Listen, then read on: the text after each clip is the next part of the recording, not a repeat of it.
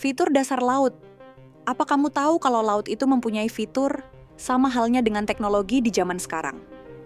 Inilah yang perlu Anda ketahui tentang fitur lautan. Sebagian besar permukaan bumi kita, 71% adalah air. Dari jumlah tersebut, 97% berada di lautan. Agak berlawanan dengan intuisi. Ini berarti bahwa sebagian besar fitur topografi bumi, lembah, dataran, dan juga gunung berada di bawah air. Jika kalian suka video ini, berikan dukungan kalian untuk kami dengan cara like, comment, share, dan subscribe channel ini. Mari kita lihat beberapa fitur penting yang tenggelam. Sebelum menyelam, berhentilah sejenak untuk mengamati diagram dari National Oceanic and Atmospheric Administration, NOAA. Diagram ini akan menjadi panduan visual yang praktis saat kita menyelam ke dasar laut. Pertama, landas kontinen. Paparan benua merupakan daratan luas yang mengelilingi setiap benua. Daerah ini biasanya sangat dangkal secara komparatif. Biasanya kurang dari beberapa ratus kaki. Paparan benua mencakup sekitar 8% dari semua fitur yang terendam. Menariknya, ukuran paparan benua dapat sangat bervariasi. Misalnya, landas kontinen di lepas pantai Siberia meluas hingga 1.500 km atau 930 mil ke Samudra Arktik. Sebaliknya, di lepas pantai Afrika, landas kontinen hanya meluas hingga 10 km atau 6 mil ke Samudra Atlantik. Paparan benua juga berfungsi sebagai benteng keanekaragaman hayati. Menurut beberapa perkiraan, sekitar 90% ikan di dunia ditemukan di sepanjang paparan benua. Yang lebih menarik, hampir semua tumbuhan laut di dunia dan sebagian besar jenis alga juga hidup di sepanjang paparan benua. Mungkin landas kontinen yang paling terkenal adalah Selat Bering. Banyak sekali bukti yang mendukung hipotesis jembatan darat, yang menurut para antropolog, geolog, dan ilmuwan iklim memungkinkan manusia menyeberang ke Amerika Utara dari Asia sekitar 17.000 tahun yang lalu. Meskipun selat itu sekarang terendam air, namun sebenarnya hanya sedikit tenggelam. Bagian terdalamnya kurang dari 55 meter atau 180 kaki di bawah air. Selanjutnya, lereng kontinental. Ujung landas kontinen disebut sebagai lereng kontinen. Ahli geologi mungkin menyebut lokasi ini sebagai perbatasan laut landas kontinen. Fitur samudra ini mencakup sekitar 9% dari keseluruhan dasar samudra. Rata-rata, lereng benua samudra menurun ke laut pada sudut 4 derajat.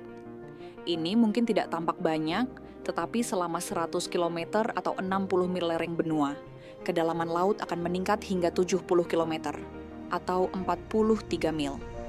Sementara kemiringan rata-rata lereng benua adalah 4 derajat. Beberapa lereng jauh lebih curam. Sekitar 1.600 km atau 1.000 mil dari Tanjung Harapan, Afrika, lereng benua menurun sekitar 20.000 kaki dalam jarak hanya 16 km. Ini setara dengan kemiringan rata-rata 70 derajat. Dataran abisal. Dataran abisal merupakan fitur daratan yang paling umum di planet bumi.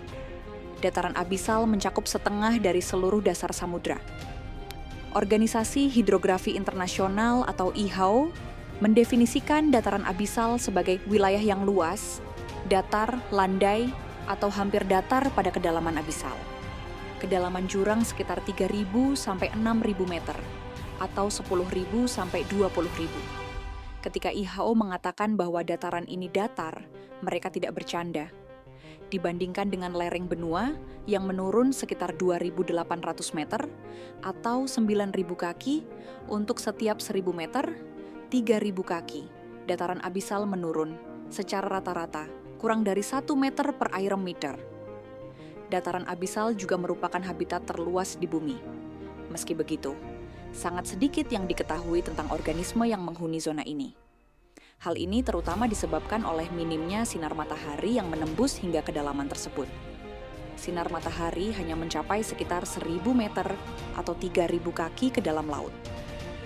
Mengingat adanya dataran abisal, pada kedalaman paling dangkal, yaitu di kedalaman 3.000 meter, sama sekali tidak ada sinar matahari yang mencapai dasar laut di sini. Gunung bawah laut. Jika kita uraikan istilah gunung laut, kita akan melihat dua bagian, laut dan gunung. Bagian laut merujuk pada fakta bahwa fitur-fitur ini berada di bawah air. Bagian mount berasal dari mountain. Jika kedua kata ini digabungkan, Anda akan mendapatkan definisi dari sea mount, gunung di bawah air. Yang terpenting, gunung laut tidak dapat menembus permukaan air.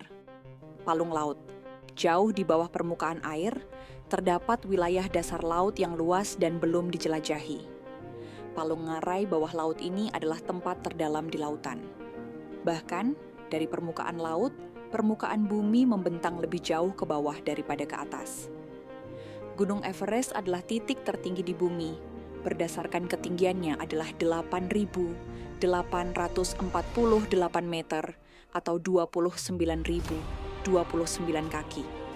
Sebagai perbandingan, Palung Mariana membentang hingga 11.034 meter atau 36.201 kaki di bawah permukaan.